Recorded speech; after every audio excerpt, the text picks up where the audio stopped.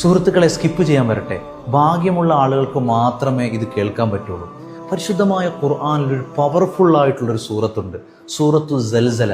ഈ സൂറത്ത് ഇത് കേട്ടിട്ട് നിങ്ങൾ ഓതുകയാണെങ്കിൽ അല്ലാഹു സുബ്ഹാനഹു വ തആല അതിൻ്റെ ശ്രേഷ്ഠതകളും മഹത്വങ്ങളും എല്ലാം ഈ ദുനിയാവിലും നൽകും, ആഖിറത്തിലും നൽകും. സൂറത്തു സൽസല ഒരു തവണ ഒരാൾ ഓതുകയാണെങ്കിൽ പരിശുദ്ധമായ ഖുർആൻ പകുതി പാരായണം ചെയ്ത കൂലി അല്ലാഹു തആല നൽകുന്നതാണ്.